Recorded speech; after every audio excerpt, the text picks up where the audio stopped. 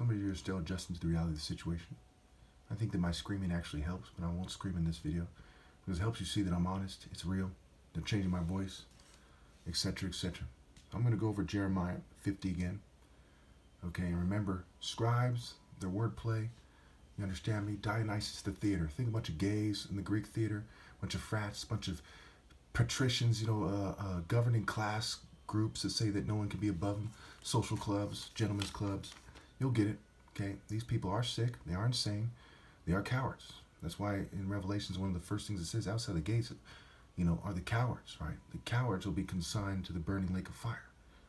Jeremiah 50.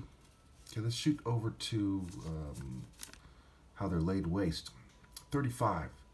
A sword against the Babylonians, declares the Lord, against those who live in Babylon, and against her officials and wise men. A sword against her false prophets, they will become fools. A sword against her warriors, they will be filled with terror. So the warriors will be too afraid to do the right thing. And no one can respect that. People can play stupid all day. They can get tattoos with the tongue and the lips, like Callie, with the tongue out, psyop tattoos. They can, spit, they can act like emos and take on different cultures, but nobody respects a coward afraid to do the right thing. Everyone hates it. They hate it. They don't like Judases. They don't like people who leave people like me out to dry.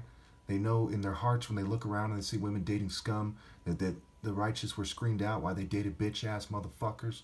They know by who's mixed with who and who's dating who and what their genetic makeup is, who betrayed their people and in what circumstances, more or less.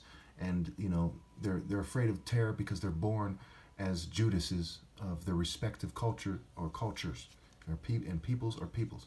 People are peoples. So they're afraid to do the right thing. They're afraid to face God, and it drives them mad. We'll get to that. 37, a sword against her horses and chariots. Remember in Jeremiah talks about God is like a whirlwind. His warrior spirit's like a whirlwind, like chariots is compared to. So a sword against her horses and chariots, and all the foreigners in her ranks, they will become weaklings, right? They're mental weaklings. So all these people recruit people from the peoples that they conquer, that they trade with, etc. Okay, they become these cowards who assimilate to Babylon's system, which is greed, right? Cowardice, childish, Babylon, Babylon. They're on some bitch-ass shit, and that's the global system of the world.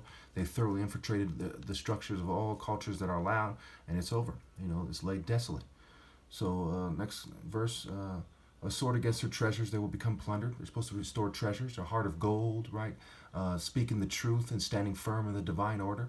Okay, the tongue of the righteous is choice silver. Their heart is gold, right? A golden crown, etc., etc. These are about justice and righteousness, not money you can't take with you. Matthew 6.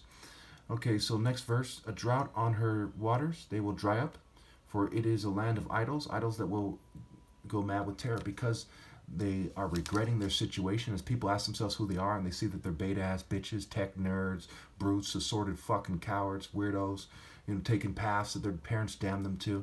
They're going to go crazy just like their parents, right? Right now, everyone's going nuts. They're not doing the right thing but me.